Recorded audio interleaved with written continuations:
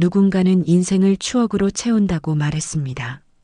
하지만 제게 지난 세월은 덧나고 덧난 상처처럼 건드리기조차 두려운 기억들로 짓눌려 있었습니다. 제 이름은 혜영, 58회를 살아왔습니다.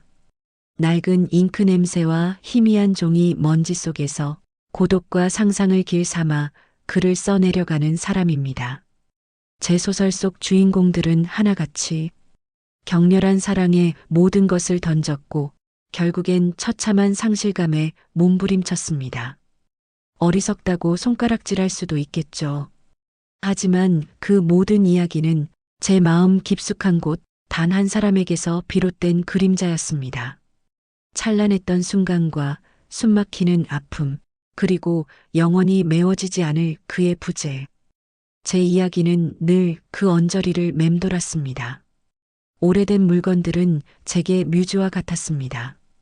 퇴색한 빛깔 속에 갇힌 시간의 흔적들, 버려진 듯 잊혀진 이야기의 조각들, 먼지 쌓인 책장을 넘기고 빛바랜 흑백 사진 속 낯선 미소를 들여다보며 저는 멈춰진 시간 속에서 길 잃은 영혼들의 속삭임에 귀 기울였습니다. 그리고 오늘 저는 제 삶의 나침반을 송두리째 뒤흔들 거대한 소용돌이의 입구에 서 있음을 직감했습니다. 운명은 때때로 가장 낡고 초라한 모습으로 우리에게 다가오는 법이니까요. 준호, 첫사랑의 이름은 늘 아릿한 떨림과 함께 제 안에서 되살아났습니다. 마지막 그날 이후 제 시간은 멈춰버린 듯 했습니다. 텅 빈 페이지처럼 어떤 단어도 채울 수 없는 무력감 속에 38년의 세월이 흘렀습니다. 오랜만에 묵은 짐을 정리하던 손끝에 예상치 못한 차가운 감촉이 느껴졌습니다. 먼지에 덮인 낡은 상자 하나, 세월의 무게만큼이나 묵직한 침묵을 담고 있는 듯 했습니다. 상자 틈새로 희미하게 보이는 빛바랜 테이프의 익숙한 질감에 심장이 쿵 내려앉았습니다. 그가 떠난 후 누가 왜 이 상자를 제게 건네주었는지 저는 기억조차 나지 않았습니다. 그저 준호와 관련된 물건일 거라는 막연한 생각에 섣불리 열어볼 엄두조차 내지 못했습니다. 상자 안의 내용물이 애써 덮어두었던 깊은 상처를 송곳처럼 파고들까 두려웠습니다. 그래서 저는 이 상자를 제 인생의 가장 어둡고 깊은 구석에 밀어 넣었습니다. 마치 준호와의 모든 기억을 영원히 봉인하고 싶었던 간절한 몸짓처럼 낡은 편지지에는 이제는 희미해진 잉크 글씨들이 가득했고 빛바랜 흑백 사진 속에는 준호가 찍어주었던 풋풋했던 20살의 제가 웃고 있었습니다. 마치 어제의 일처럼 생생한 그 시절의 설렘과 불안함이 되살아나는 듯 했습니다. 그리고 그 사진들 밑바닥에 먼지가 수북하게 내려앉은 낯선 비디오 테이프 한 개가 모습을 드러냈습니다. 심장이 격렬하게 요동치기 시작했습니다. 그 안에 38년 전 그가 마지막으로 제게 남긴 이야기가 담겨 있을지도 모른다는, 어쩌면 그날의 진실이 담겨 있을지도 모른다는 섬뜩한 예감이 온몸을 꿰뚫었습니다. 그의 목소리, 그의 눈빛, 다시는 들을 수도 볼 수도 없을 거라고 믿었던 그의 흔적을 다시 만날 수 있을지도 모른다는 가슴 벅찬 기대감과 동시에 감당할 수 없을지도 모르는 슬픔에 숨이 턱 막혔습니다. 제 집에는 오래된 테이프를 재생할 기계가 남아있지 않았습니다. 지푸라기라도 잡는 심정으로 인터넷 검색창에 낡은 비디오 테이프 복원이라는 단어를 검색했습니다. 수많은 업체들 속에서 왠지 모르게 끌리는 작은 가게 하나를 발견했습니다. 추억 복원소, 낡고 버려진 기억들을 되살려주는 마법 같은 공간일지도 모른다는 희망을 품고 떨리는 마음으로 집을 나섰습니다. 오랜만에 나서는 외출, 어색한 기분과 함께 묘한 설렘이 가슴 한켠을 간지렸습니다. 문을 나서기 전 무심코 거울 앞에 섰습니다. 58의 제 얼굴이 낯설게 느껴졌습니다. 흐르는 세월 속에서 준호의 기억 속 젊고 아름다웠던 혜영은 이제 희미한 그림자처럼 느껴졌습니다. 만약 기적처럼 준호가 지금 제 앞에 나타난다면 이 늙고 지친 얼굴을 알아볼 수 있을까요? 아니, 그는 지금 어떤 모습으로 세월을 살아왔을까요? 문득 38년이라는 너무나 긴 시간의 간극이 야속하게 느껴졌습니다. 낡았지만 정감 있는 분위기의 작은 사무실, 추억 보건소라는 나무 간판이 햇빛에 희미하게 빛나고 있었습니다. 낡은 카메라와 렌즈, 오래된 필름 통들이 빼곡하게 진열된 작은 공간, 낡은 라디오에서는 잔잔한 음악이 흘러나오고 은은한 커피 향이 공기 중에 떠다니는 그곳에서 젊은 남자가 환한 미소로 맞이했습니다. 그 순간 심장이 멎는 듯 했습니다. 믿을 수 없는 광경이 눈앞에 펼쳐졌습니다. 그는 38년 전 제가 그토록 사랑했던 준호의 젊은 시절 모습을 그대로 빼닮아 있었습니다. 햇살처럼 쏟아지는 미소, 깊고 따뜻한 눈빛, 마치 시간이 되감겨진 듯 준호가 눈앞에 다시 나타난 것만 같았습니다. 혼란과 놀라움 그리고 격렬한 그리움이 한꺼번에 밀려와 저는 그 자리에 얼어붙고 말았습니다. 어서 오세요. 복원 맡기러 오셨군요. 어떤 테이프인지 보여주실 수 있을까요? 그의 목소리는 부드럽고 차분했지만 마치 오래된 꿈속에서 들려오는 환청처럼 낯설고도 익숙하게 느껴졌습니다. 겨우 정신을 차리고 떨리는 손으로 상자에서 꺼내 비디오 테이프를 건넸습니다. 그는 테이프를 받아들고 이리저리 살피더니 손길이 참 조심스러우시네요. 마치 아주 소중한 물건을 다루듯이 혹시 이 테이프에 아주 특별한 사연이 담겨 있나요?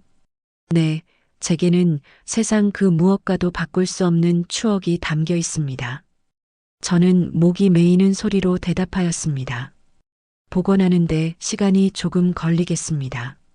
최선을 다해 작업해서 완성되면 바로 연락드리겠습니다. 그는 제게 명함을 건넸고 그의 이름은 민준이라고 적혀 있었습니다. 민준, 38년 전 준호와 함께 짓고 싶었던 아이의 이름이었습니다. 가슴속 깊은 곳에서부터 격렬한 파동이 일기 시작했습니다. 집으로 돌아왔지만 도저히 마음을 진정시킬 수가 없었습니다. 민준 씨의 명함을 준호의 빛바랜 사진 옆에 내려놓았습니다. 38년이라는 시간을 건너 너무나도 닮은 두 사람의 얼굴. 단순한 우연이라고 하기엔 너무나 강렬한 끌림이 있었습니다. 혹시 정말 준호의 아들일까? 하지만 어떻게 이런 일이, 왜 지금 내 앞에 나타난 걸까? 머릿속에는 수많은 물음표들이 꼬리에 꼬리를 물고 이어졌습니다. 섬뜩해야 할 그 닮음은 오히려 제 굳게 닫혔던 마음의 문을 두드리는 듯 했습니다. 오랜 시간 동안 잊고 지냈던 설렘, 다시는 느낄 수 없을 거라고 단정지었던 그 감정이 제 안에서 조심스럽게 그러나 분명하게 꿈틀거리기 시작했습니다.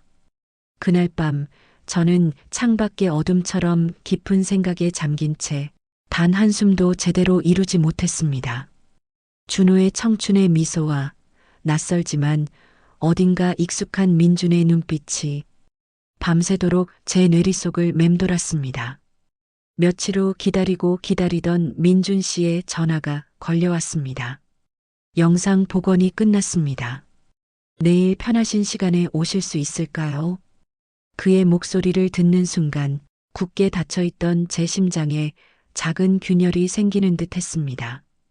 다음 날 저는 마치 약속이라도 한 듯 설레는 마음을 감출 수 없었습니다. 낡은 보건소로 향하는 발걸음은 38년 전 준호와의 데이트를 기다리던 20살의 저처럼 가볍고 떨렸습니다. 복원된 영상입니다. 화질은 최대한 살려봤는데 민준 씨가 건넨 태블릿 화면이 밝아지고 마침내 그가 나타났습니다. 38년 전의 준호, 앳되고 풋풋한 모습 그대로 마치 어제 만난 사람처럼 생생한 그의 모습에 저는 숨조차 쉴 수가 없었습니다. 시간이 멈춰버린 듯한 착각, 왈칵 쏟아질 것 같은 그리움을 애써 삼켰습니다. 준호는 떨리는 목소리로 카메라를 응시하며 무언가 간절한 듯 말을 이어갔습니다.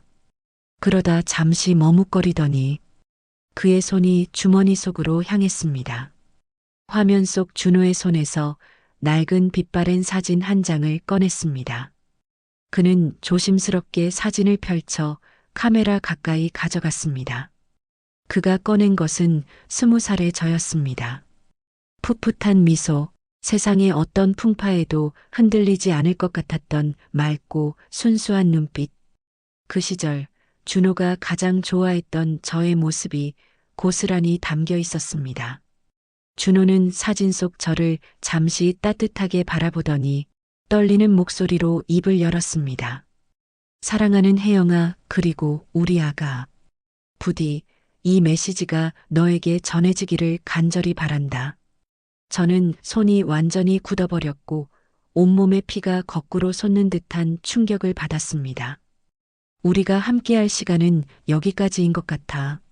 너무나 미안해. 하지만 너와 우리 아이를 정말 정말 많이 사랑한다.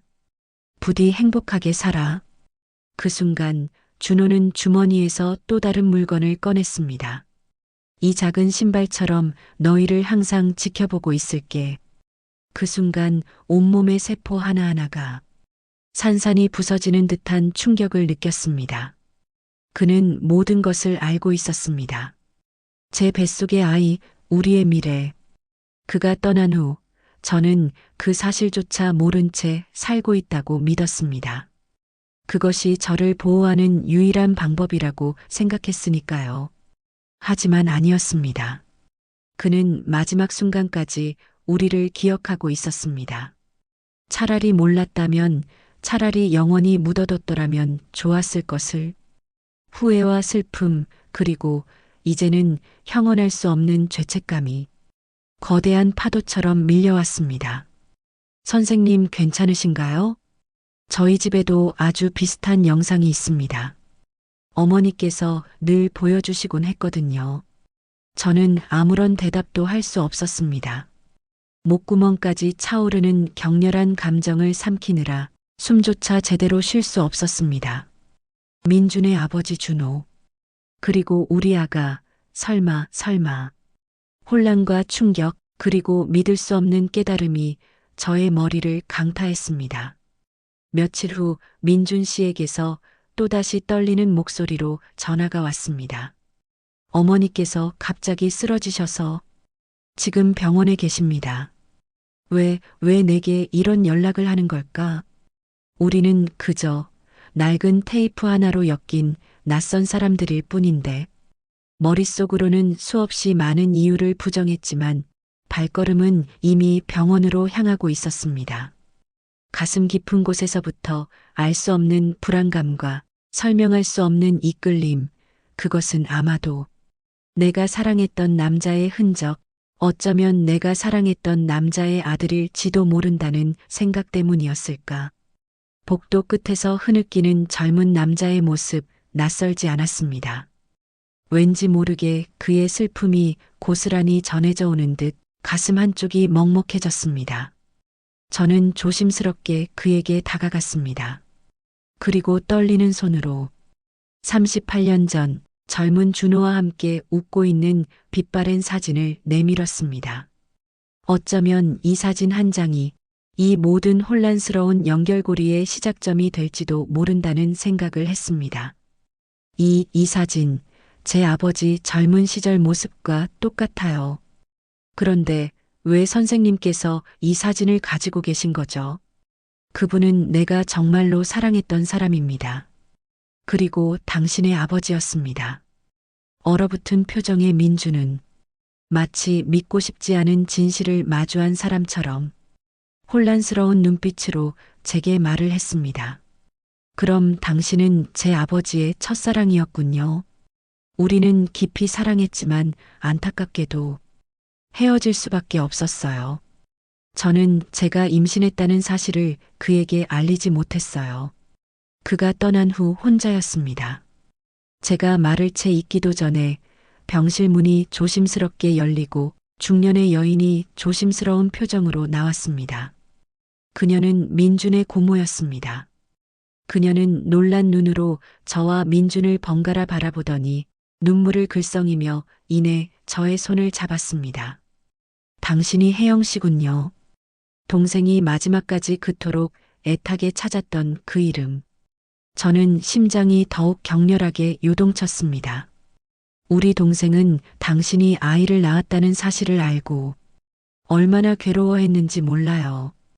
부모님을 원망하며 끝까지 당신을 다시 만나고 싶어 했지만 결국 병을 얻어 그렇게 세상을 떠났어요. 저는 숨이 막혀와 가슴을 움켜쥐었습니다. 38년의 기다림이 한순간에 무너져 내리는 듯 눈에서 뜨거운 눈물이 왈칵 쏟아졌습니다. 그가 이미 오래전에 이 세상 사람이 아니었다는 너무나 잔인한 현실이었습니다. 그래서 동생이 남긴 이 영상과 그리고 당신의 아들을 제가 키웠습니다. 고모의 말이 끝나자마자 민준의 얼굴이 순식간에 수만 가지 감정으로 일그러졌습니다. 믿어왔던 삶의 뿌리가 송두리째 흔들리는 듯한 충격. 그를 키워준 어머니가 사실은 고모였다는 배신감. 그리고 생면부지의 이 여인이 사실은 자신의 어머니였다는 기가 막힌 진실. 혼란과 슬픔, 그리고 억울함이 뒤섞여 그의 눈에서는 본물처럼 눈물이 쏟아져 내렸습니다. 그 모든 감정들을 감당하지 못하고 그는 그대로 주저앉아 고개를 푹 숙였습니다.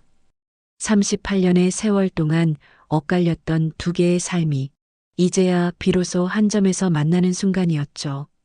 나는 그 모든 것을 알고 있었던 것처럼 그의 어깨를 감싸 안았습니다. 나의 아들 그의 아픔까지도 모두 감싸주고 싶은 그저 엄마의 마음으로 말입니다. 저는 믿을 수 없었습니다. 당신의 아들이란 민준이 고모의 그 한마디가 38년간 묻어두었던 모든 아픔과 후회, 그리고 이제야 비로소 마주하게 된 잃어버린 조각들을 맞춰주는 듯 했습니다. 추억보건소 사무실에서 저와 민준은 이전과는 다른 복잡하면서도 미묘한 감정 속에서 마주 앉았습니다. 창밖으로 쏟아지는 햇살은 따뜻하지만 둘 사이에는 묵직한 침묵이 감돌았습니다. 그렇게 제 삶은 송두리째 뒤바뀌었습니다. 38년 동안 굳게 닫혀있던 상자가 열리고 그 안에서 예상치 못했던 진실들이 쏟아져 나왔습니다. 첫사랑의 끝은 영원한 아픔과 후회만을 남긴 줄 알았습니다. 하지만 운명은 때때로 우리가 상상조차 할 수 없는 방식으로 우리 삶에 다시 찾아오는 것을, 그 사랑은 아픔의 씨앗이 아닌 새로운 시작의 싹을 품고 제 앞에 다시 나타났습니다. 민준 얼굴에는 여전히 놀라움과 혼란, 그리고 알 수 없는 감정들이 뒤섞여 있었습니다. 저는 떨리는 손을 뻗어 그의 손등을 조심스럽게 감쌌습니다. 38년 전, 제 가슴 깊은 곳에 묻어버렸다고 생각했던 첫사랑의 기억은 이제 제 앞에서 전혀 예상치 못했던 새로운 얼굴로 다시 살아 숨쉬고 있습니다. 나의 아들로. 이제 저는 압니다. 끝이라고 믿었던 절망의 순간이 때로는 전혀 생각지 못했던 또 다른 시작의 문을 열어준다는 것을 말입니다. 여러분께도 조심스럽게 묻고 싶습니다.